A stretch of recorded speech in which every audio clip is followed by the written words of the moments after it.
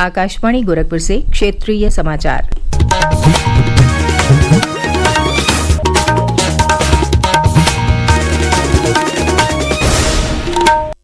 नमस्कार, समाचार बुलेटिन के साथ मैं सुकीर्ति अस्थाना। प्रधानमंत्री नरेंद्र मोदी ने आज आकाशवाणी से मन की बात कार्यक्रम में विद्यार्थियों को ग्रीष्मकालीन अवकाश के दौरान सकारात्मक कार्य करने की सलाह दी। ये समय किसी नई हॉबी को अपनाने के साथ ही अपने हुनर को और तराशने का भी है।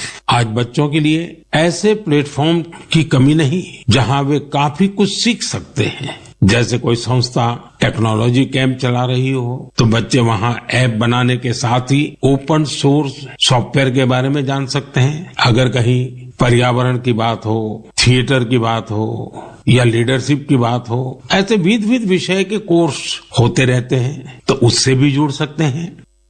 श्री मोदी ने युवाओं के लिए माई भारत नामक खास कैलेंडर की चर्चा की, जिसे इस वर्ष की गर्मियों की छुट्टी के लिए तैयार किया गया है। उन्होंने कहा कि इस कैलेंडर के माध्यम से कुछ अनूठे प्रयास किए गए हैं।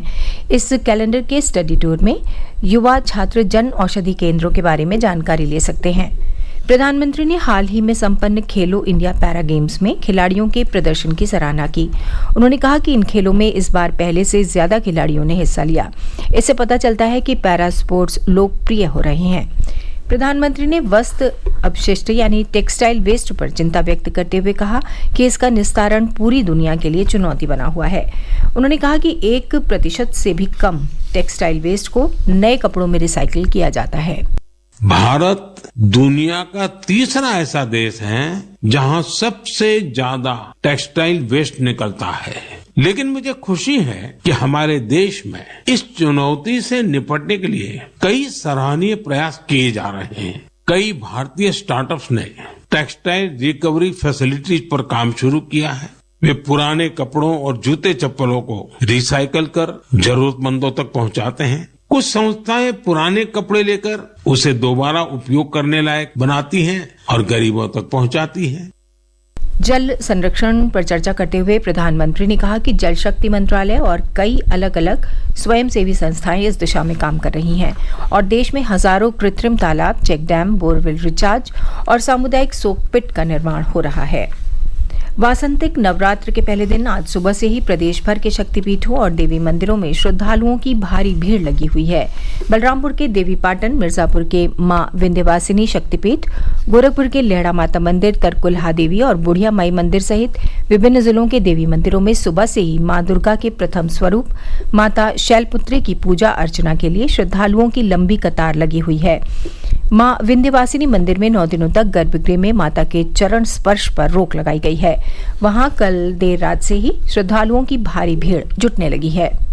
मां विंध्यवासिनी की जय जयकारों के बीच प्रसिद्ध शक्तिपीठ विंध्याचल में चैत्र नवरात्र मेला प्रारंभ हो चुका है। कल से ही श्रद्धालुओं के विंध्याचल पहुंचने का सिलसिला अभी भी जारी है। भोर में कलश स्थापना व मंगला आरती के बाद जैसे ही मंदिर के कपाट खुले, समूची विंध्य नगरी घंटा घड़ियाल के साथ मां के जय जयकारों से गूंज उठी। इस समय बड़ी संख्या में श्रद्धालु मां विंध्यवासिनी का दर्शन पूजन कर त्रिकोण परिक्रमा पूरी कर रहे हैं। SM सभा, आकाशवाणी समाचार, विंध्याचल, मिर्जापुर।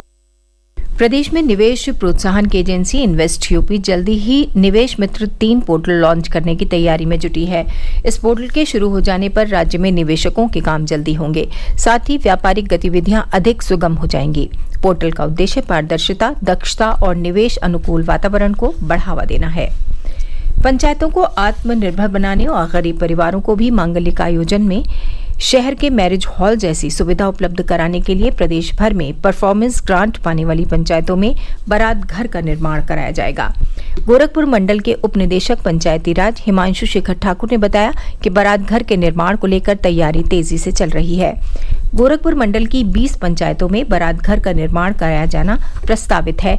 इनमें गोरखपुर जिले में 10, महाराजगंज में 9 और कुशीनगर में 1 ग्राम पंचायत शामिल है। प्रत्येक बारात घर के निर्माण पर करीब 3 करोड़ 22 लाख रुपए खर्च होंगे। निर्माण की जिम्मेदारी प्रदेश स्तर से चयनित 3 एजेंसियों को सौंपी गई है। उन्होंने बताया कि बारात घर में गरीब और जरूरतमंद परिवारों को काफी कम शुल्क पर मांगलिक कार्यक्रम आयोजित करने की सुविधा मिलेगी। मौसम विभाग ने अगले 24 घंटों में तापमान में वृद्धि की संभावना जताई है। विभाग के मुताबिक अधिकतम तापमान में 3 से 5 और न्यूनतम तापमान में 2 से 4 डिग्री सेल्सियस की वृद्धि हो सकती है। आगामी 4 अप्रैल तक प्रदेश के पूर्वी और पश्चिमी जिलों में मौसम शुष्क बना रहेगा। समाचार समाप्त हुए। नमस्कार।